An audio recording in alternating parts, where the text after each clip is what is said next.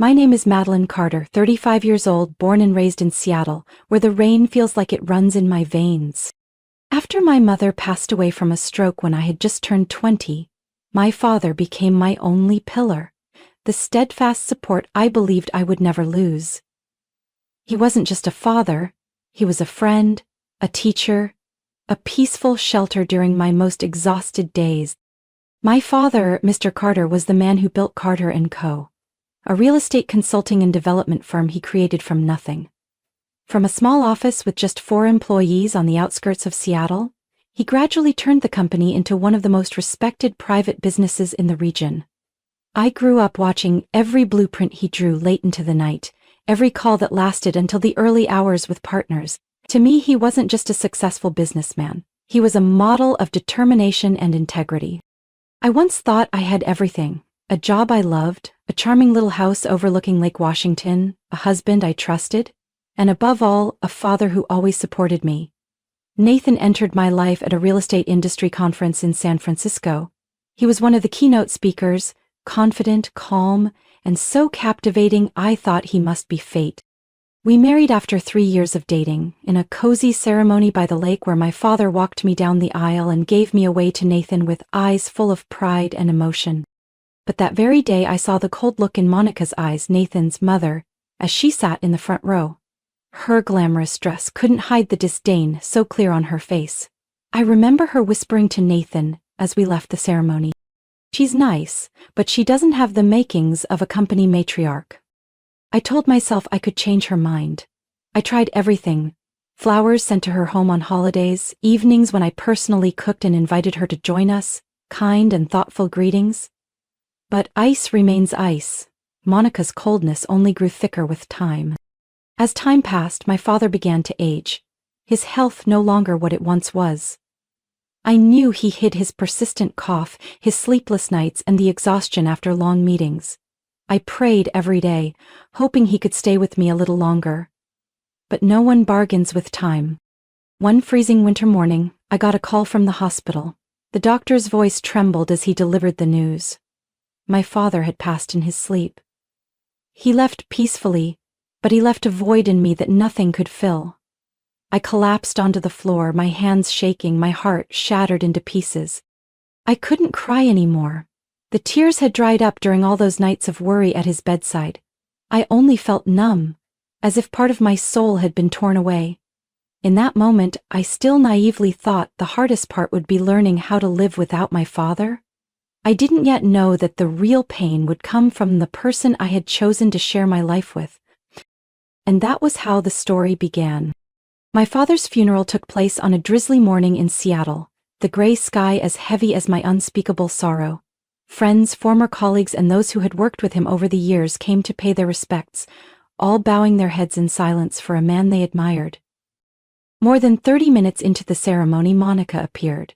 She hurried in, wrapped in an expensive fur coat, her face hidden behind large sunglasses even though the sun wasn't out.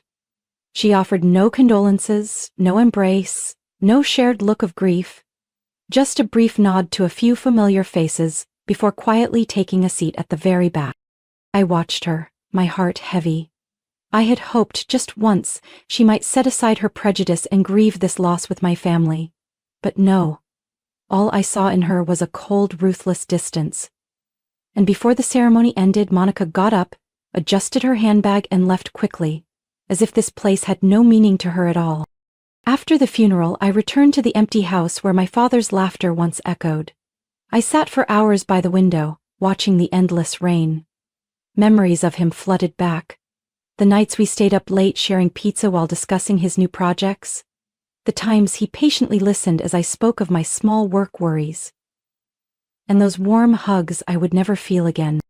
2 days after the funeral, I received a call from Mr. Peterson, my father's longtime lawyer. His voice was calm but serious. "Madeline, I need to see you. There are matters regarding your father's estate that need to be settled soon." I agreed immediately. In my mind, I simply thought perhaps a few savings, accounts, some real estate, or the remaining shares he held in Carter & Co. I didn't expect that meeting to reveal everything. At his office, Mr. Peterson handed me a file, his eyes both firm and sympathetic. Your father prepared everything carefully, all of it, the company, the properties, the investment accounts, the post-tax cash. It's all yours? The total current value is about $32 million. I froze. $32 million. A number far beyond anything I had imagined. My hands trembled slightly as I took the file. I felt no joy, no sense of fortune. All I felt was an immense emptiness, because I knew the price of this wealth was a loss I could never recover.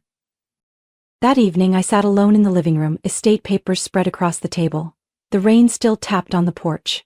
When Nathan walked in, he paused, eyeing the files, then smirked slightly. So it's true, it's all yours. I was still overwhelmed by the storm of emotions. Nathan lowered himself into the chair beside me, his gaze somehow different. Something about it sent a chill down my spine. I think we should talk about this. We should invest, or maybe buy that house you like near Lake Tahoe. And of course, we have to take care of my mother, too. I turned to him, surprised. Take care of your mother? What do you mean? He gave a thin smile, his voice soft as if coaxing me. You know, she only has me. She's endured so much. Now it's time to give back. You'll split it with her, right? I burst out laughing, not from joy, but from shock. Nathan, this is my father's estate. Why should I give half of it to your mother? Nathan's eyes darkened for a moment. He tilted his head, his voice like he was lecturing a child. Because she's family. She's your family too, Madeline. Don't be selfish. My heart tightened. Every word he said felt like a knife to my chest. The family? Your mother never respected my father. She even left the funeral before it ended. She hasn't asked about me once since he passed. Nathan leaned back in his chair, crossed his arms, his tone turning firm. You think you're the only one grieving? I'm hurting too. But I'm not turning into someone who clings to money. I didn't respond. From that moment, a chasm opened between us that could never be filled. That conversation with Nathan left a heavy emptiness inside me. I thought that after a night's sleep he would reflect, realize that what I needed was a shoulder to lean on, not arguments over money. But the next morning, as I sat quietly by the window, watching the weak sunlight filter through the trees outside, my phone rang. A name flashed on the screen that made my heart sink.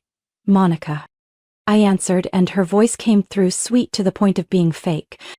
Dear Madeline, I heard from Nathan about your inheritance. First of all, I want to say how proud I am. Your father achieved wonderful things. I'm truly happy for you. I bit my lip, waiting for what I knew was coming. I know this has been a tiring, painful time for you, but I also think it's time to talk about the future. I have some great investment ideas. A luxury senior living project, a restaurant chain I've been dreaming about for years. I think with the money you have, these would be smart moves. I let my eyes fall shut, drawing in a slow, steady breath to calm the storm inside me.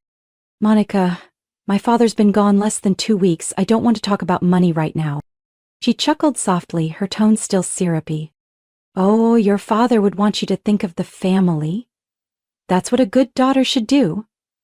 Don't let emotions cloud your judgment, dear. My voice dropped, every word holding back my frustration. Thank you for your concern, but I'll make my own decisions. This is my father's estate. I hope you'll respect that. There was silence on the other end for a few seconds. Then she spoke coldly. You always think you're better than everyone else. Don't wait until you have no one left to see how wrong you are. She hung up before I could reply. That evening when Nathan came home, I knew he'd heard about it. He walked in with a tense face, didn't even ask how I was, just shot me a heavy look. What did you say to my mother? She's just trying to help you, to help us. And you shut her down like that? I looked at him, my voice no longer soft. Help? She called asking for investment money, Nathan. That's not help, that's ambition. He slammed his hand on the table. That's enough. You're so selfish. You care more about money than your family, than your husband. His words felt like a slap. I no longer recognized the man I once loved. In the days that followed, everything felt suffocating. Monica started coming to the house unannounced. One morning she showed up with a thick file of investment projects she wanted me to fund. Another time she brought an interior designer, saying the house should be renovated to match my new status. I tried to stay patient to avoid confrontation, but everything crossed the line one afternoon when I came home earlier than usual. opened my office door, and saw a sight that made my blood boil. Monica was standing at my desk flipping through my files. Her eyes darted across the titles, her lips pressed together with calculation. I stepped in, my voice icy. "What are you doing in my office?" She looked up, completely unfazed, and gave a faint smile. "Oh, Madeline, I was just looking for a notebook. I saw you had it here the other day." I pointed to the door. "If you need anything, please ask. This is my home, this is my private office. I expect you to respect that." She gathered the files, walked out briskly, but before leaving she stopped and gave me a sharp glance. "You're clever. But remember, no one stands alone forever." The door slammed shut behind her, leaving me standing there, fists clenched, my whole body trembling with anger. That same night, when Nathan came home and heard his mother's version of the story, he raised his voice. "You're turning into a stranger, Madeline. She's just thinking of your future, of our family. You're pushing her away, pushing me away too." I looked him straight in the eye, my words firm. "No one can force me to share what my father left me. If you don't understand that, I have nothing more to say."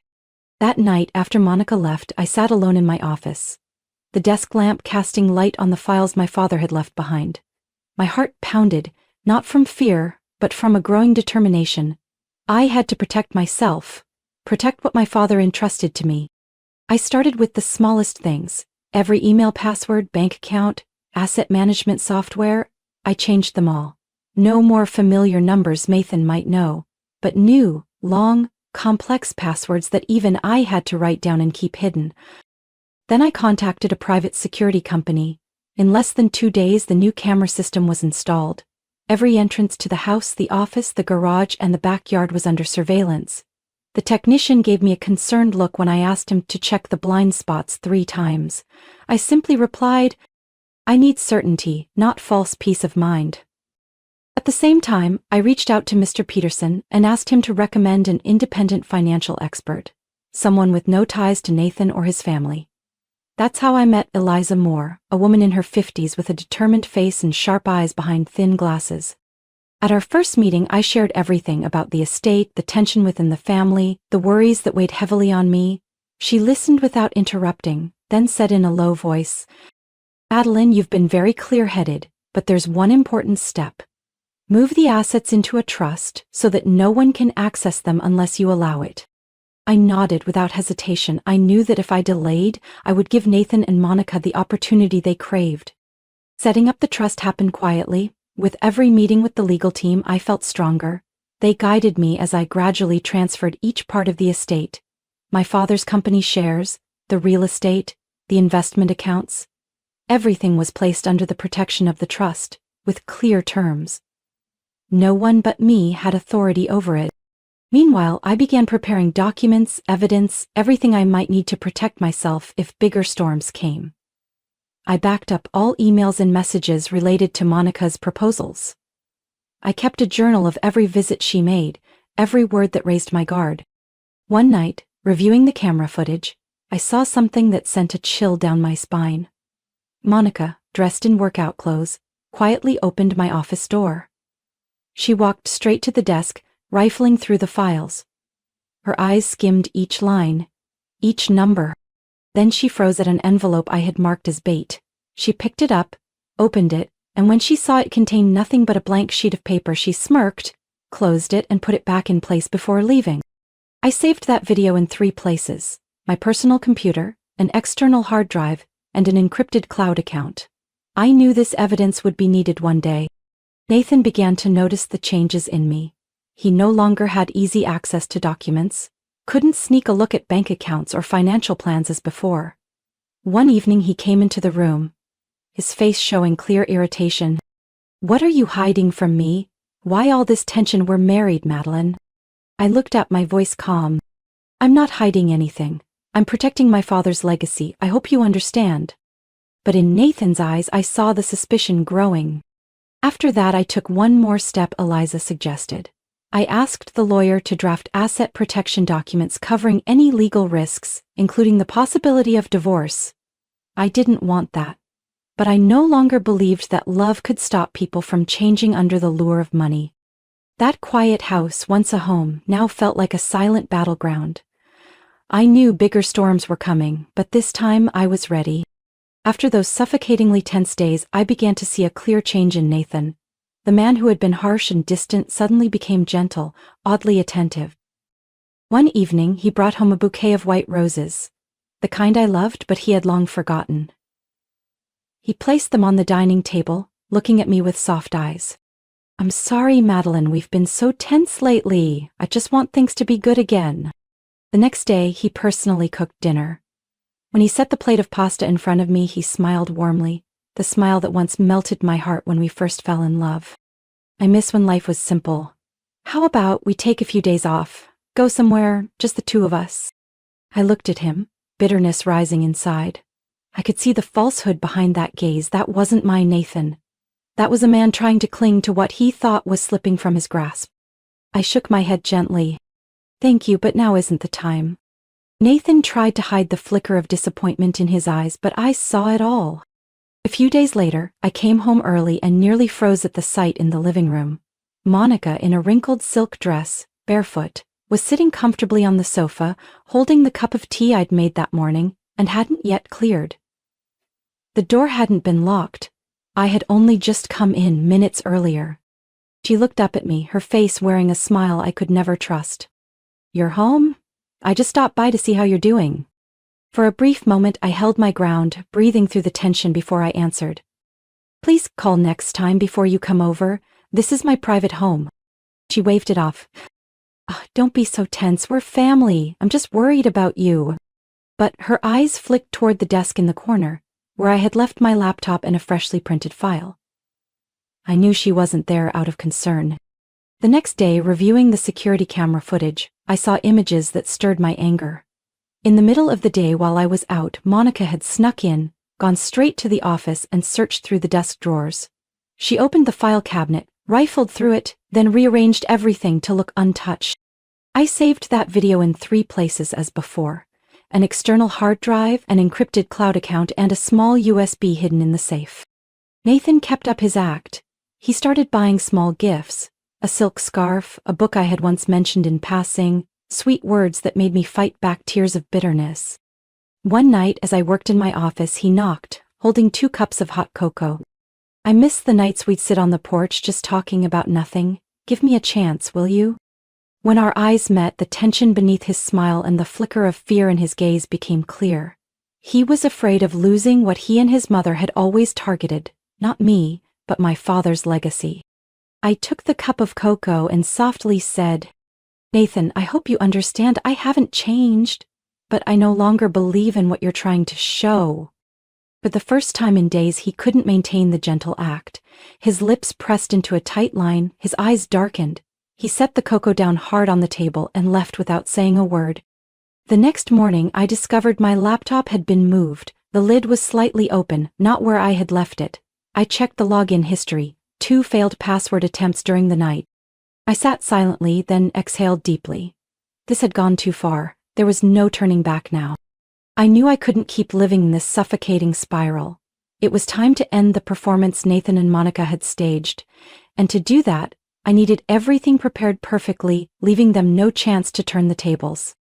Each night, after the house fell silent, I sat at my desk, slowly reviewing all I had gathered: security camera footage showing Monica rifling through my office, recordings of her snide remarks and relentless efforts to convince me to hand over the estate, emails and messages from Nathan, sometimes gentle, sometimes threatening. I sorted everything, backed it up, and stored it in 3 safe places. I also contacted Eliza Moore and the legal team. In a small meeting room at the law office, I laid out all the evidence before them. Eliza nodded, her voice firm. "Madeline, you've done exactly what you needed to do. Now is the time to file for divorce. Don't delay any longer." In just 3 days, all the necessary paperwork was drafted. The file was thick, each page a clear record of what I had endured and how carefully I had prepared. I chose to face Nathan at a small coffee shop downtown Seattle where we had once met in our early days. Not out of nostalgia, but because I wanted a public space. A place busy enough that he couldn't explode, quiet enough for me to say what needed saying. I arrived 10 minutes early, sitting in a corner by the window, looking out at the street. Seattle's sky was still gray, light rain falling like my own mood. calm but cold. Nathan walked in right on time, his coat speckled with rain. He gave a strained smile when he saw me and sat across from me. "I'm glad you agreed to meet. I think we should talk, find a way to fix this." I didn't answer right away. I opened my bag, took out a leather folder, and set it on the table. Inside were the divorce papers. Beside it, I placed a small silver USB. Nathan froze, then frowned. What's this?" I looked straight into his eyes, my voice low and clear. "The divorce papers. And the evidence of everything you and your mother have done." A flicker of confusion crossed his face before he forced a smile. "Madeline, are you joking? You'd destroy our family over a misunderstanding?" I shook my head, my voice unusually steady. "This isn't about a misunderstanding. It's about betrayal. You no longer see me as a wife. To you, I'm just the wallet my father left behind." Nathan reached out to grab the file, but I gently pulled it back toward me. "You should give this USB to your lawyer. It contains videos, recordings, documents, enough for the court to see what's really happening." His face went pale. He knew I wasn't bluffing. He glanced around the cafe, trying to regain composure. "So you had this all planned? You set this up to ruin me and my mother?" I gripped my coffee cup lightly, my eyes steady on him. "No one set out to ruin you. I'm simply responding to what you both have done." He remained silent, with nothing left to offer. Rising from my seat, I set the file and USB neatly in front of him. "I hope you'll choose a respectful end. If not, I'm ready for court." I walked out of the cafe that day, Seattle's rain falling harder, drenching my hair and shoulders. But I had never felt so free. Behind the glass, Nathan remained frozen, clutching the divorce papers and the USB as if they could salvage something already lost. I didn't look back. Each step through the rain washed away the heavy days, the sleepless nights, the heartbreak of watching the man I loved reveal his true face. In the days that followed, I lived in a new rhythm. I rented a small apartment in Greenwood, not far from downtown but quiet enough to let my heart settle. The apartment was just over 700 square feet, but to me, it felt like a world of freedom. From the balcony I could see the maples turning red for the season, their fiery leaves signaling the start of a new life. The divorce was finalized faster than I expected, perhaps because the evidence I provided was so clear, so complete, that Nathan and Monica had no room to argue or delay. His lawyer only reached out 3 times, each to negotiate minor points I was willing to consider, as long as one thing remained unchanged. My father's estate was off limits. At the final hearing, Nathan looked at me with a mix of regret and resentment. He tried to say something as I passed, but I just shook my head. I didn't need to hear any more. Monica didn't appear. She sent a legal representative, a stranger with a face as cold as ice. Maybe deep down she knew all her schemes had failed. When the hearing ended, I walked out, head held high among the crowd. The rare sunlight after the morning rain lit the courthouse steps. I felt as light as air, not because I'd defeated anyone, but because I was no longer trapped in a hollow marriage. In the days that followed, I focused on what truly made me happy, running Carter & Co., carrying on the values my father had built, and spending time on myself. I took up drawing again, the early strokes shaky, but soon I found joy in the simple things I had long forgotten. Each morning, I jogged along Green Lake, breathing the fresh air, letting my heart beat with the rhythm of freedom. No more waking in the night to arguments. No more glancing over my shoulder in fear of prying eyes or sneaky footsteps in my own home. One afternoon, while I lingered on the balcony watching the sunset, my phone rang. It was an unfamiliar number. I answered, and a warm male voice came through. "Miss Carter, I represent a charitable foundation. We've learned about the legacy your father left behind, and we hope for the opportunity to collaborate on creating a scholarship program in his name." I paused for a moment, then smiled. "Thank you. I would be honored to do that." I understood that the way to repay life, to honor my father's legacy, wasn't to cling to wealth, but to turn it into something meaningful. As night fell, I lingered by the window of my small apartment, watching the city lights come on. A chapter had truly closed. My story isn't just about escaping a hollow marriage. It's about finding myself again. From being cornered by greed and betrayal, I learned how to stand tall, protect my father's legacy, and defend my own honor. Now I live a life of freedom, peace, and appreciation for what truly matters. I know strength doesn't come from what we hold on to, but from the courage to let go of what's no longer worthy. What do you think about Madeline's journey and the choices she made? Share your thoughts in the comments below, and don't forget to follow the channel for more touching, meaningful stories about life and family.